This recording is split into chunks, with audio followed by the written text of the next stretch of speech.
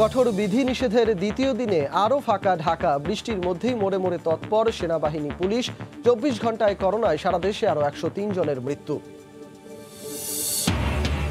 প্রবাসীদের টিকা নিবন্ধনের প্রথম দিনই অব্যবস্থাপনা, সার্ভার জটিলতায় কার্যক্রমই শুরু হয়নি রাজধানীতে। চট্টগ্রামেও ভোগান্তি। ময়মনসিংহে পাহাড়ি ঢলে বাঁধ ভেঙে 15 গ্রাম প্লাবিত। নজরদারি ও রক্ষণাবেক্ষণের অভাবে দুর্বল সিরাজগঞ্জ শহর রক্ষা বাঁধ। ভাঙন আতঙ্কে শহরবাসী। জেলা উপজেলার সরকারি হাসপাতালের বিনামূল্যের ওষুধ দেদারসে বিক্রি হচ্ছে খোলা বাজারে। জড়িত অসাধু কর্মকর্তা কর্মচারীরা, চক্র চিহ্নিত, গ্রেফতার 1। এবং মরুর বুকে বিমান নামাতে বাংলার সেনাদের কর্মযজ্ঞ। অসহনীয় তাপমাত্রায় সংঘাতময় মালিতে গড়েছেন যেন স্বর্গ। দ্বিপাক্ষিক সম্পর্ককে কাজে লাগানোর তাগিদ।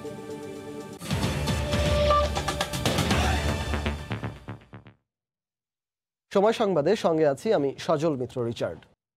দেশজুড়ে কঠোর বিধি নিষেধের দ্বিতীয় দিন চলছে।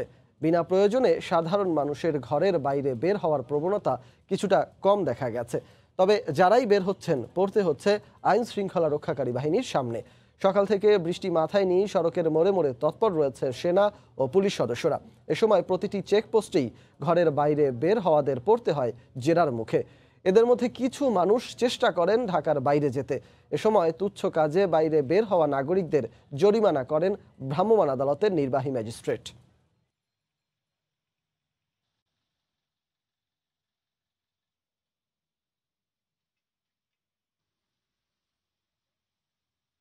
মানিকগঞ্জ যাচ্ছি, নারায়ণগঞ্জ থেকে রিক্সায় আসছি। মাঠে আছে, বৃষ্টির লেগেছে, বৃষ্টির লেগে লকডাউনের জন্য অফ, তো অফিস টফিস সব অফ হয়ে গেছে, এর জন্য আপনার বাড়িতে যাচ্ছি। সিগারেট নিতে আসছিলাম। সিগারেট নিতে বাইরে বের হয়েছেন? না, আমি কাজে যাচ্ছি। তো গার্মেন্টস থেকে সুযোগ সুবিধা থাকলেও দেয় নাই, নিজে পরিবহন না, হাঁটে চলে যেভাবে এখন কষ্ট করে যেতে হচ্ছে। আমি ফার্মেসিতে যাচ্ছি, আমার ভাইয়ের ফার্মেসি আছে, তো এই যে বিজিবি মার্কেটের ভিতরে, তো অন্য ফার্মেসি থেকে নিলে তো টাকা দিতে হবে, ওর কাছ থেকে নিলে টাকা দিতে হবে। আসিয়া লকডাউন পড়েছে, যাইতেই হবে বাড়িতে। আগে যা পাবো যাইতে হবে আর কি। আমার একটা বইন মারা গেছে বুধবারে, তার জন্য যাচ্ছে, মনটা ভালো লাগে না। এই মুহূর্তে রাজধানীর মিরপুরে আছেন সহকর্মী রাশেদ বাপ্পি এবং সিলেটের বন্দরবাজার এলাকায় আছেন আমাদের আরেক সহকর্মী ইকরামুল কবির। সরাসরি চলে যাব তাদের কাছে। প্রথমেই যাচ্ছি বাপ্পির কাছে। বাপ্পি, রিচার্ড, কঠোর বিধিনিষেধের দ্বিতীয় দিনে সকাল থেকেই রাজধানী জুড়ে বৃষ্টি হচ্ছে। ঠিক এই মুহূর্তেও গুড়ি গুড়ি বৃষ্টি হচ্ছে। বৃষ্টি কিন্তু থামছে না। তবে আইন শৃঙ্খলা রক্ষাকারী বাহিনীর সদস্য যারা রয়েছেন, অর্থাৎ আমরা যাদেরকে ফ্রন্ট লাইনের বলছি করোনাকালে, তারা কিন্তু তাদের দায়িত্ব সঠিকভাবে পালন করছেন। এবং ঠিক এই মুহূর্তে আমরা রয়েছি মিরপুরে, এবং মিরপুরে দেখতে পাচ্ছি যে র্যাবের সদস্যরা তারা কিন্তু দায়িত্ব পালন করছেন। এবং মিরপুর বাংলা কলেজের সামনে তারা একটি চেকপোস্ট বসিয়েছেন, যে চেকপোস্টে তারা দেখভাল করছেন, অর্থাৎ কেউ যদি বিনা প্রয়োজনে বা অপ্রয়োজনে বাইরে বের হন সে বিষয়টি নিশ্চিত করার চেষ্টা করছেন। এবং এর আগে আমরা যেমনটা দেখিয়েছিলাম রিচার্ড, যে সেনা সদস্য তারাও কিন্তু একইভাবে তারা দায়িত্ব পালন করছেন। এবার পাশাপাশি পুলিশ সদস্যরাও কিন্তু দায়িত্ব পালন করছেন যাতে করোনার সংক্রমণ রুখে দেওয়া সম্ভব হয়। তবে একটি কথা না বললেই নয় যে গতকাল, অর্থাৎ কঠোর বিধিনিষেধের প্রথম দিনে আমরা যে সংখ্যক মানুষকে বাইরে বের হতে দেখেছিলাম তার থেকে আজ অনেকটাই কম। এক্ষেত্রে আমরা দেখেছি যে তারপরও যারা বের হচ্ছেন তাদেরকে কিন্তু শাস্তির মুখোমুখি হতে হচ্ছে, জরিমানার মুখোমুখি হতে হচ্ছে।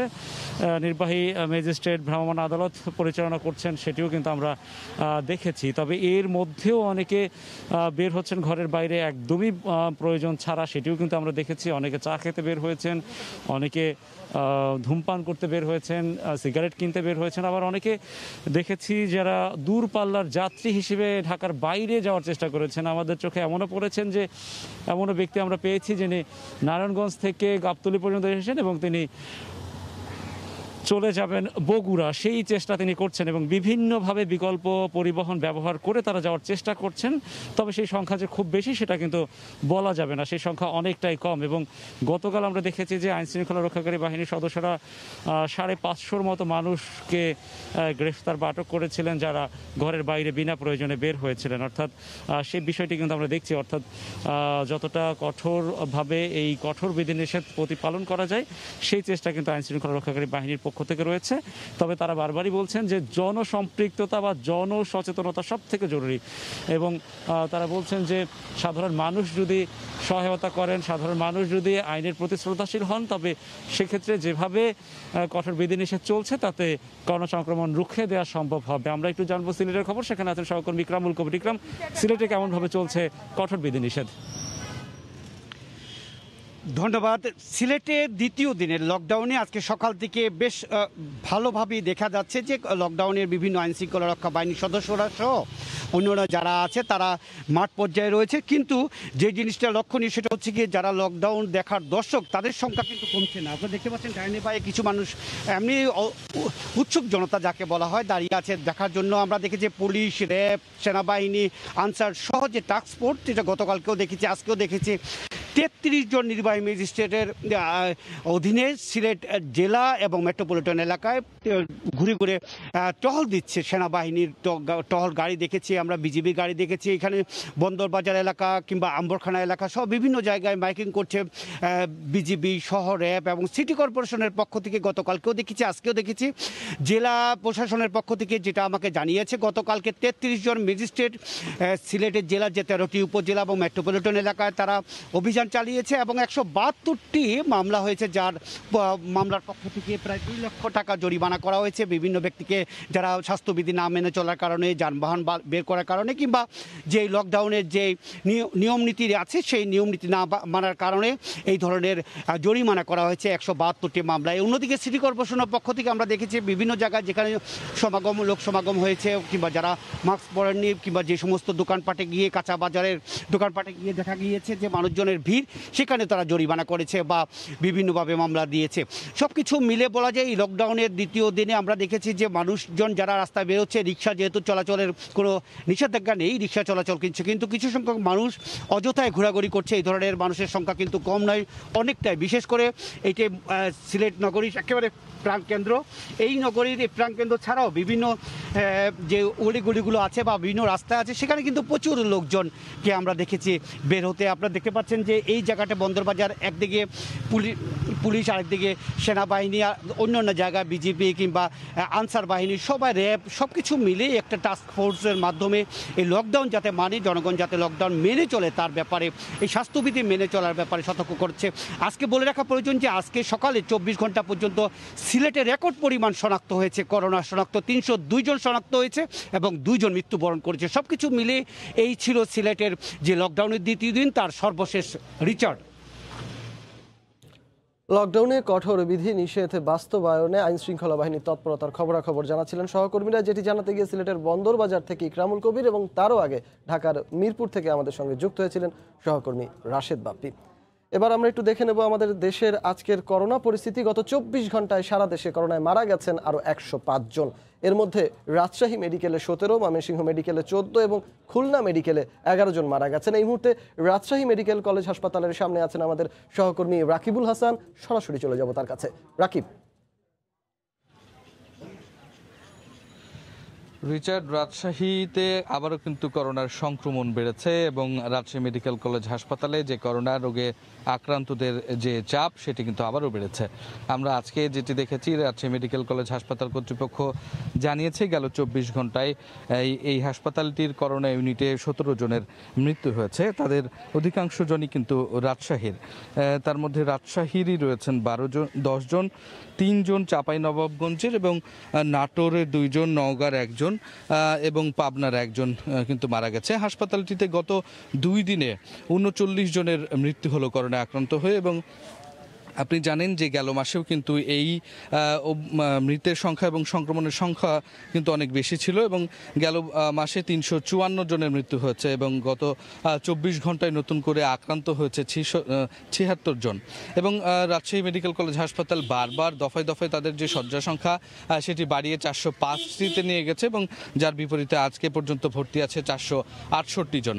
এভাবে কিন্তু করোনা সংক্রমণের হার বাড়ছে এবং একই সাথে যে করোনার যে 2টি PCR ল্যাব রয়েছে এখানে পরীক্ষার জন্য, সেখানে আমরা গেল 24 ঘন্টায় দেখেছি 467 জনের নমুনা সংগ্রহ করা হয়েছে, যার মধ্যে 198 জনের কিন্তু পজিটিভ পাওয়া গেছে।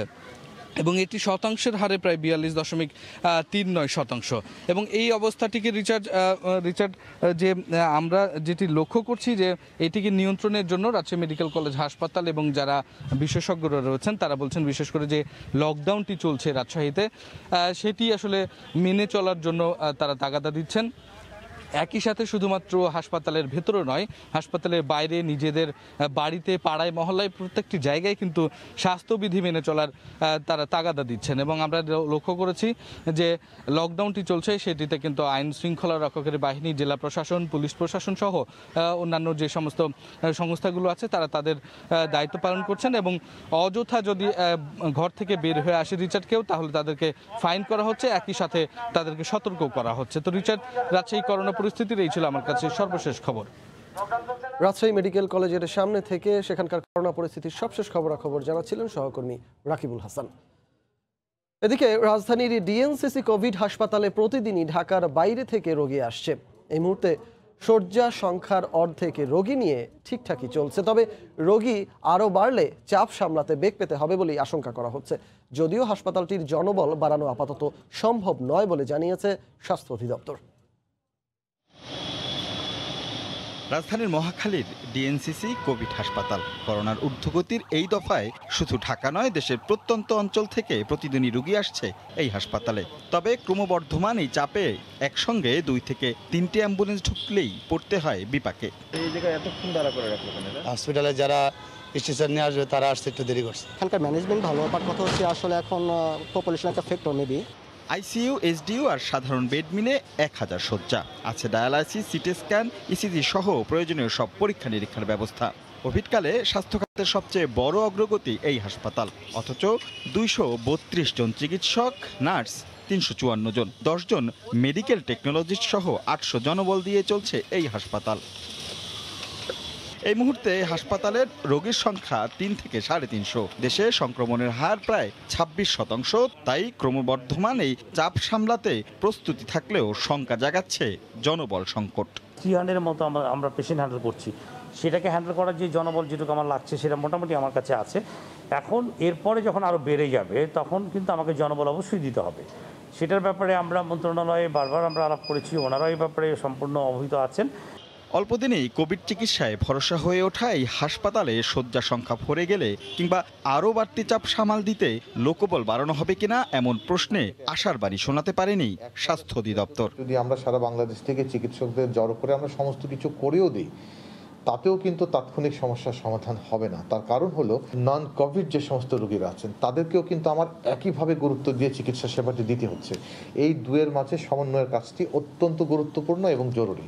2টি নির্দিষ্ট নম্বরে কল দিলেই রাজধানীর মধ্যে বিনামূল্যে অ্যাম্বুলেন্স সার্ভিস দিয়ে থাকে ডিএনসিসি কোভিড হাসপাতাল। রাশেদ লিমন, সময় সংবাদ, ঢাকা। দেশে আটকে পড়া প্রবাসীদের টিকা নিবন্ধনের প্রথম দিনই দেখা গেছে চরম ব্যবস্থাপনা। সার্ভার জটিলতায় কার্যক্রমই শুরু হয়নি রাজধানীতে, এতে ভোগান্তিতে পড়েছেন প্রবাসীরা। এই মুহূর্তে রাজধানীর ইস্কাটনে প্রবাসী কল্যাণ ভবনে আছেন সহকর্মী তোহা খান তামিম। সরাসরি চলে যাব তার কাছে। তামিম,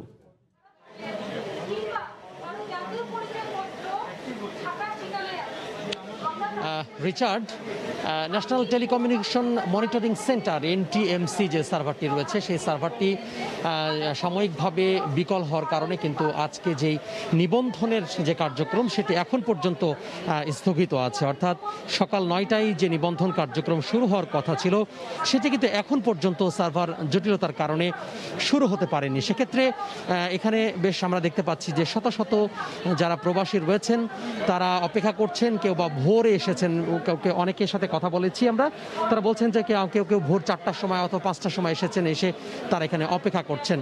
সবচেয়ে যেই জটিলতাটা তৈরি হচ্ছে সেটি হচ্ছে যে আগামী কয়েকদিনের মধ্যে অর্থাৎ 6 অথবা 7 তারিখে যাদের ফ্লাইট রয়েছে কিংবা 4 থেকে 5 দিন পরে যাদের ফ্লাইট রয়েছে তারা আসলে বিশেষ জটিলতায় পড়েছেন। এখন এই যে তারা যে এনটিএমসি যে সার্ভারে তাদের যে নিবন্ধনে কার্যক্রম চলবে সেটি আসলে যতক্ষণ পর্যন্ত না হবে তারা কিন্তু বিদেশ যেতে পারবেন না। যদিও ঢাকা জেলা কর্মসংস্থান অফিস থেকে বলা হচ্ছে তারা কিছু তারিখ দিয়ে দিয়েছে, অর্থাৎ এই যে সার্ভার জটিলতা সেই সার্ভার জটিলতার জন্য তারা পুনরায় একটি তারিখ ঘোষণা করেছে অর্থাৎ নিবন্ধনের জন্য। তারা বলছেন যে যারা ঢাকার দোহার উপজেলায় আছেন তারা আগামীকাল 3 তারিখ অর্থাৎ 3 জুলাই তারা আসবেন। 4 জুলাই নবাবগঞ্জ এবং ঢাকা উত্তর সিটি কর্পোরেশনের যারা আছেন তারা আসবেন। পরবর্তী দিন 5 জুলাই কেরানীগঞ্জ এবং ঢাকা দক্ষিণ সিটি কর্পোরেশনের আওতাভুক্ত যারা তারা আসবেন। এভাবে পরবর্তী 6 জুলাই সাভার গাজীপুর যে সদর উপজেলা রয়েছে তারা আসবেন। 7 জুলাই কাপাসিয়া কালিয়াকৈর উপজেলায় কালীগঞ্জ উপজেলা যারা আছেন তারা আসবেন। 8 জুলাই শ্রীপুর নবাবগঞ্জ উপজেলা আসবেন এবং পুনরায় 9 জুলাই দোহার সাভার এবং কেরানীগঞ্জ উপজেলায় যারা আছেন তারা এসে নিবন্ধন করবেন। অবশ্যই যে এনটিএমসি যে সার্ভারটি রয়েছে সেই সার্ভারটি সচল হওয়া সাপেক্ষে, যদিও এখানকার কর্মকর্তারা বলছেন যে এই যে এনটিএমসি সার্ভার যে বিকল রয়েছে বা সাময়িকভাবে যেই সার্ভারটি বন্ধ রয়েছে সেটি এখন পর্যন্ত কিন্তু সচল হয়নি এবং তারা সচল করার চেষ্টা করছেন। এখানে সহকারী পরিচালক জানাতুল ফেরদৌস তার সাথে কথা বলেছি আমরা, তিনি বলছেন যে এই সার্ভারটি খুব দ্রুতই তারা বুয়েটের যে বিশেষজ্ঞ দল রয়েছে সেই বিশেষজ্ঞ দলের সাথে কথা বলে মূলত তারা আসলে সচল করার চেষ্টা করছেন। আগামী 1 ঘন্টার মধ্যেও যদি সেটি আসলে সচল হওয়ার যদি কোনো সম্ভাবনা থাকে, সেটি আসলে সচল হওয়া মাত্রই তারা আসলে এই যে সার্ভারটি সেই যে কার্যক্রম নিবন্ধনের কার্যক্রম সেই নিবন্ধন কার্যক্রম তারা শুরু করবেন। মূলত এখানে প্রবাসীরা আসলে বেশ একটি হযবরল পরিস্থিতি তৈরি হয়েছে। অনেকেই ভোরবেলা আসার কারণে একটি বেশ ক্ষোভের সৃষ্টি হয়েছে। তারা আসলে বেশ একটি বিশৃঙ্খলা এখানে তৈরি করা আসলে অনেকে চেষ্টা করছেন। তো সব মিলিয়ে বলা যায় যে এই যেই এনটিএমসি সার্ভার রয়েছে সেই এনটিএমসি সার্ভারে যতক্ষণ পর্যন্ত তারা নিবন্ধন করতে পারছেন ততক্ষণ পর্যন্ত আসলে তাদের যে টিকা প্রাপ্তির যে নিশ্চয়তা সেটি আসলে দেয়া যাচ্ছে না। তো রিচার্ড, এই ছিল প্রবাসী কল্যাণ ভবন থেকে আমার হাতে সবশেষ। প্রবাসী কর্মীদের টিকা কার্যক্রমের সবশেষ খবরাখবর জানাতে ইস্কাটন থেকে আমাদের সঙ্গে যুক্ত হয়েছিলেন সহকর্মী তোহা খান তামিম। খোলাবাজারে দেদারসে বিক্রি হচ্ছে সরকারি হাসপাতালের বিনামূল্যে বিতরণের ওষুধ। কিছু অসাধু কর্মকর্তা কর্মচারী আর দালালের যোগসাজশে চলে বেআইনি কাজ। একজনকে গ্রেফতারের পর তথ্য পেয়ে পুলিশ বেশ কয়েকটি সরকারি হাসপাতাল চিহ্নিত করেছে যেখান থেকে খোলা বাজারে যায় এসব ওষুধ। বুলবুল রেজার রিপোর্ট।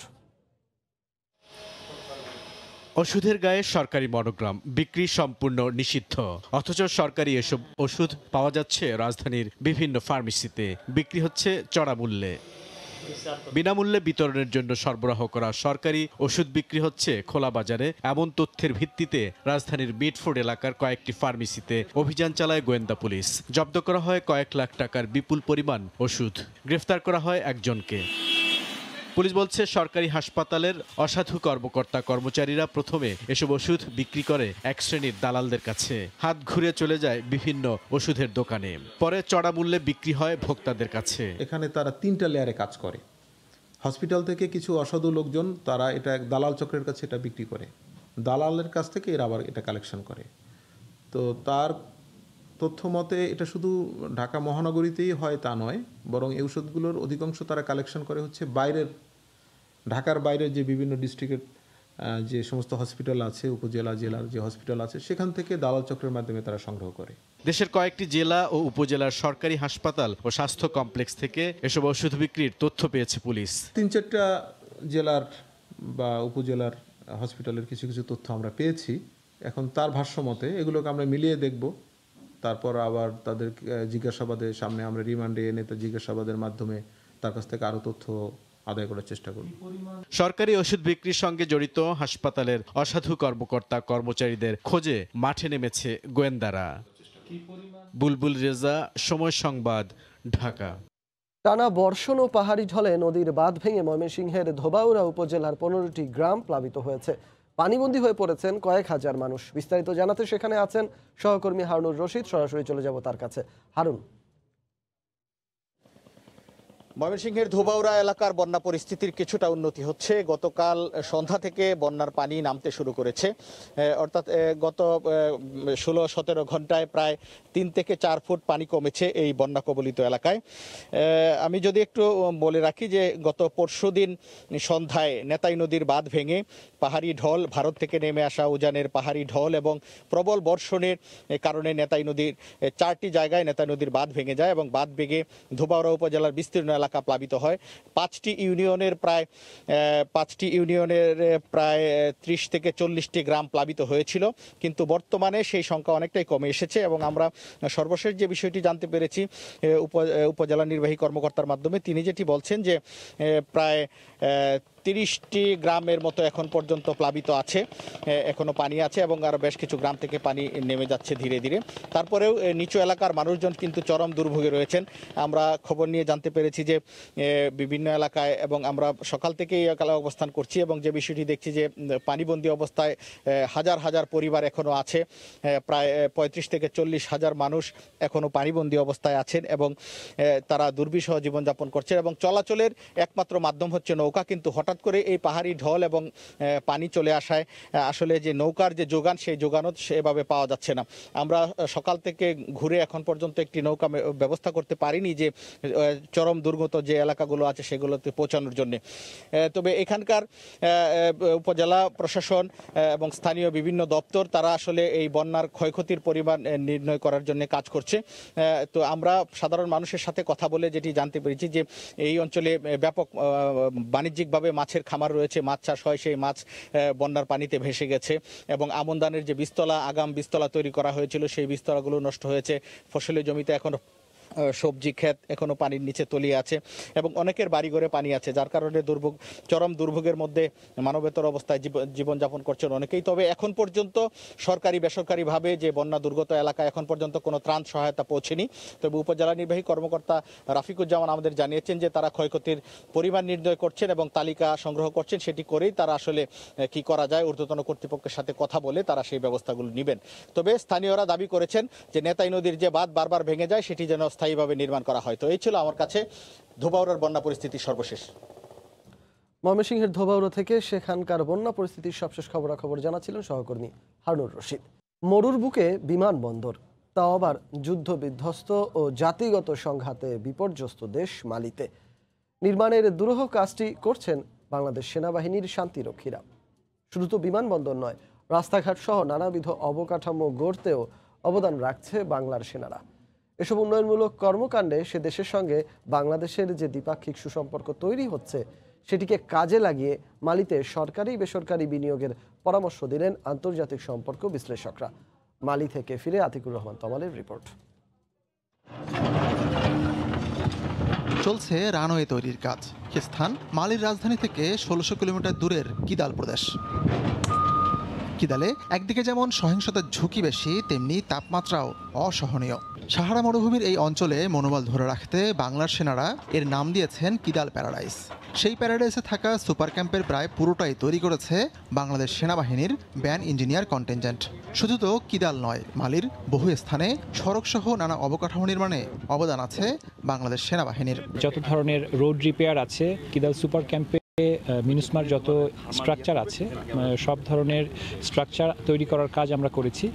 এছাড়াও এখানে আমরা বর্তমানে হরাইজন্টাল কনস্ট্রাকশনের পার্ট হিসেবে এয়ার স্ট্রিপের কাজ করছি। কিদালে শান্তিরক্ষীদের জন্য হেলিকপ্টার ছাড়া রসদ পৌঁছানোর আর কোনো উপায় নেই, আর তাই মরুর বুকে বিমান নামাতেই এই কর্মযজ্ঞ। বাংলাদেশের চেয়ে 9 গুণ বড় দেশটিতে জনসংখ্যা 2 কোটিরও কম। মালিতে অব্যবহৃত জমির পরিমাণ এতই বেশি যে জমিতে কোনো সীমানা নেই। একে তো সন্ত্রাসী দমন, তার উপরে মরুর বৈরী পরিবেশ। এসবের পরও বাংলাদেশ সেনাবাহিনী এই দেশে তৈরি করছে একের পর এক অবকাঠামো, আর এতে করে এদেশের জনগণের সঙ্গে যে সম্পর্ক গড়ে উঠছে সেটিকে কাজে লাগিয়ে বাংলাদেশ এই দেশে বিনিয়োগ করতে পারে বলে মনে করেন বিশেষজ্ঞরা। কনফ্লিক্ট বলেন, ওয়ার বলেন, তার একটা মূল কারণ হলো আন্ডার ডেভেলপমেন্ট। এবং আমরা প্রচুর জায়গা দেখছি যে জায়গাতে বাংলাদেশের বিনিয়োগ করার অনেক সুযোগ রয়েছে। হিউম্যান রিসোর্সেস এখানে আসতে পারে, এখানে এগ্রিকালচারাল সেক্টরে একটা বড় ধরনের কন্ট্রিবিউশন রাখতে পারে। আফ্রিকার 54টি দেশে বাণিজ্যের অপার সম্ভাবনা। মালির ব্যবসায়ীরাও মনে করেন এতে দুদেশই উপকৃত হবে। বাংলাদেশের সঙ্গে আমাদের ভ্রাতৃত্বের সম্পর্ক, আমরাও চাই যৌথভাবে কাজ করতে।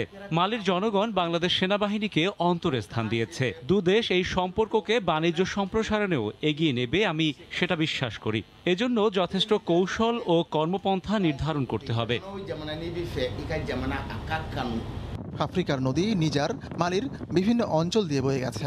নদীমাতৃক বাংলাদেশের মানুষ সেই সুযোগকেও কাজে লাগাতে পারে, তবে এজন্য প্রয়োজন সরকারি বেসরকারি গঠনমূলক উদ্যোগ। আতিকুর রহমান তমাল, সময় সংবাদ, মালি। খেলার খবর, ইউরো চ্যাম্পিয়নশিপ প্রসঙ্গ। রাতেই শুরু হচ্ছে কোয়ার্টার ফাইনালের লড়াই। প্রথম বিগ ম্যাচেই আসরের সাবেক চ্যাম্পিয়ন ইতালির মুখোমুখি হবে ফিফা র্যাঙ্কিংয়ের 1 নম্বর দল বেলজিয়াম। ম্যাচটিকে ঘিরে উন্মাদনায় কাঁপছে গোটা ইতালি। সমর্থকদের বিশ্বাস ফর্মের ধারাবাহিকতা ধরে রেখে সেমিতে জায়গা করে নেবে মানচিনির দল। রোম থেকে জুমানা মাহমুদের রিপোর্ট। সেই 1968 সালের পর ইউরো কাপ জিততে পারেনি ইতালি। সময়ের হিসাবে পার হয়েছে 53 বছর।